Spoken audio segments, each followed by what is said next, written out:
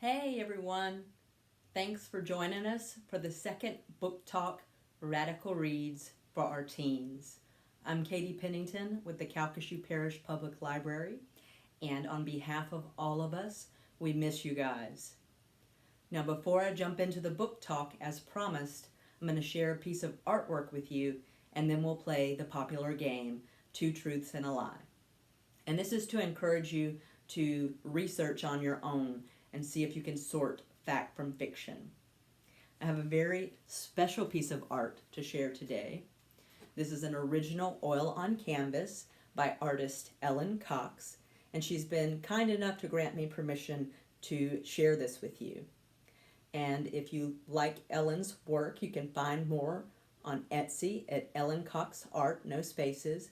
She does lots of wonderful pictures of nature. This one is entitled Marsh Grass. Look at that wonderful texture and color. And here in Louisiana, we know a lot about marshes. So here's the three statements. Number one, the water of a marsh can be fresh, brackish, or saline. Number two, a marsh is a type of wetland that has grasses, rushes, reeds, and other herbaceous plants.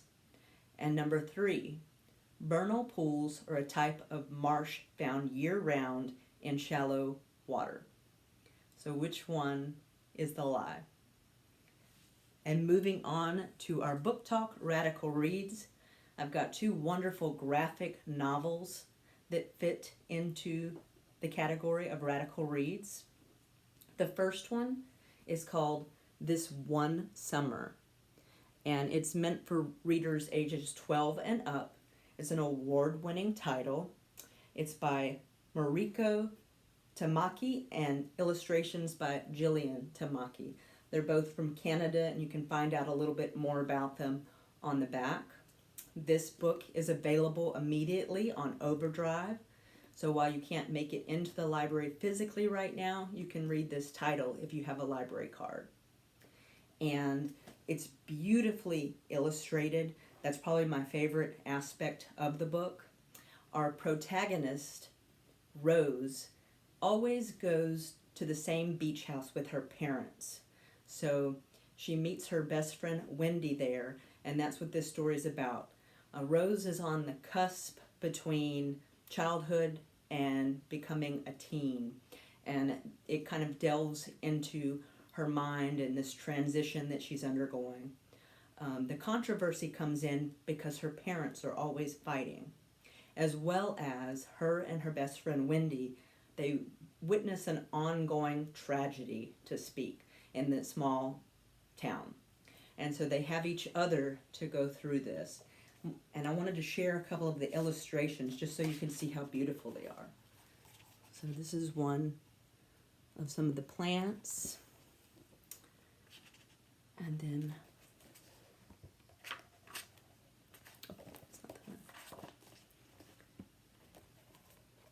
we have some hummingbirds and a hummingbird feeder. And it's a really great story. It's perfect for a summer novel, and I hope you guys will check it out.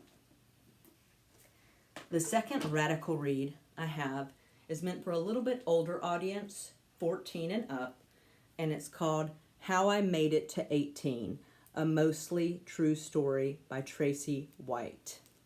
And I wanted to share just the very opening of the book. Tracy says, "This book is only mostly true because I've skipped over things, moved events around, embellished, and occasionally just plain made things up. The technical term for this is dramatic license. I used it. The 100% true big picture facts: I did some drugs, I had body image issues, I had a nervous breakdown, I checked myself into a mental hospital, I stayed longer than I originally intended, and I got better, eventually." So this story is a raw, honest depiction of a breakdown, and Tracy changes her name. The protagonist in the novel is Stacy. And one of the cool parts about this book is Stacy has 4 friends that throughout the novel they'll be sprinkled in. A question will be asked at the top, and her 4 friends will weigh in on Stacy and the situation. So you kind of get a lot of different personalities and aspects in that way. Another cool part about the book is it gives you the time frame.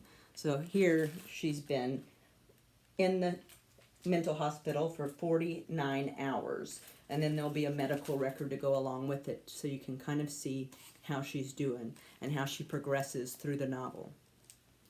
And these types of books are important because it gives you this raw and honest look, and it also allows teens to kind of explore these difficult topics from the safety of their own home. So I really think you will like this one too, and I hope you guys enjoyed Radical Reads, and maybe I'll see you again later. Bye.